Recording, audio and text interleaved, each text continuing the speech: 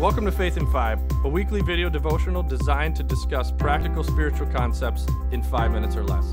I'm your host, Mark Vandellen. I love driving. I love getting behind the wheel of a car. Even some of my friends have kind of noticed we're going someplace. Somehow I always end up driving. I know it probably costs me more. It's more wear and tear on my vehicle, but I love driving. Even so much I've been traveling here and there, and when I get a rental car, now rental cars have all these different automatic features like lane sensing, and they like correct your driving, or you can do the, set your cruise control so it slows you down with so many cars in front of you. And I turn all of that off the moment I get into a rental car. There's two things I do. I connect to Bluetooth so I can jam, and I turn all the automatic sensor stuff off because I love to drive. I just love being behind the wheel of a car.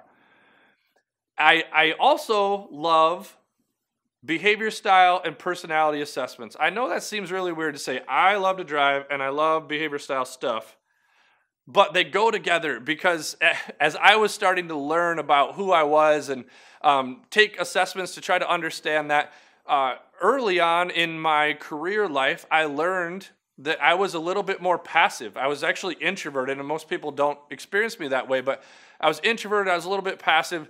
And I had a friend that was riding with me, and at the time, we understood that there were 4 different types, and we understood that type of behavior to be phlegmatic. And that has kind of since faded, and there's other terms depending on the test you take. But one time we were driving, and he looked at me. He was driving with me, and he looked at me and said, "Man, you sure don't drive like a phleg." And at the time, I was like, "Yeah, I don't, do I? I like to take control behind the wheel of a car. I'm pretty decisive in what I do. There's no question about where I'm going and how I'm going to get there. And typically, I'm going to get there just a little bit faster than you are." Like the GPS, the time that it says, I don't see that as like how it's going to be. I don't even take it as a suggested time. I take it as something I'm going to beat. I guess I love to drive. But this whole like passive thing, God has worked in my life in kind of a cool way, in a way that really shook me and said, no, this life isn't something that we kind of aimlessly go through. And I was kind of naturally wired that way. It was like, I don't care. Somebody would say, "What do you want to do?" I don't care, unless I was behind the wheel of a car, obviously.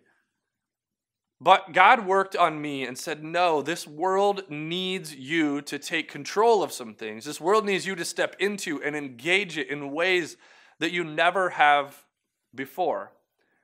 And so not only do I not drive passively, I now am living with a significant amount of purpose because of what God has done in my life.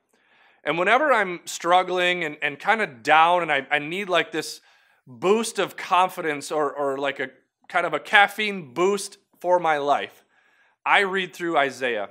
And I was reading through Isaiah the other day, and I love Isaiah 43. There's a beautiful song that talks about not fearing and that God is with you. But then later on, verse 19, it says, "For I am about to do something new. See, I've already begun. Do you not also see it?" It's like this, God has invited us. I've felt it for my own life, and it fires me up. God has invited us into what He is doing in this world.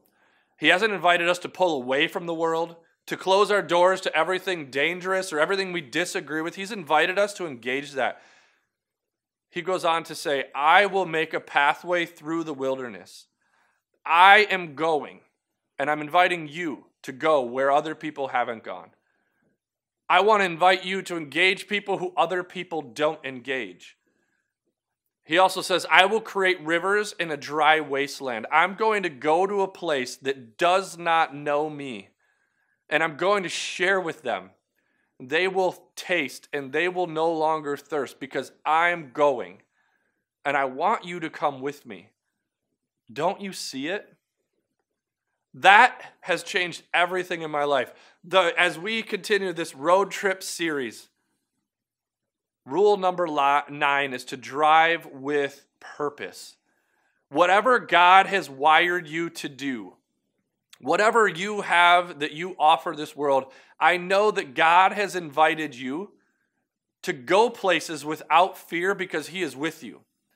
And so whatever it is in this season of your life, what is it? Ask the question, what is it that gets you out of bed, that gets you going? What is God asking for you in this season? Is it really dig into your life's work or your career and how that can impact this world for better? Is it raising kids and teaching them lessons and helping them grow to be contributing incredible humans? Is it maybe health and you help other people live this life better and longer and more pain-free? Is it maybe giving? You've been blessed with significant amounts of money and you can give and bless others in that way. Or maybe it's volunteering. You have a skill or you have time. What is it that God is asking you to do in this season of your life? This week, as you consider your faith, figure out what pathway in what wilderness you are carving or where you will bring water where it's completely dry. This week, live your faith with purpose.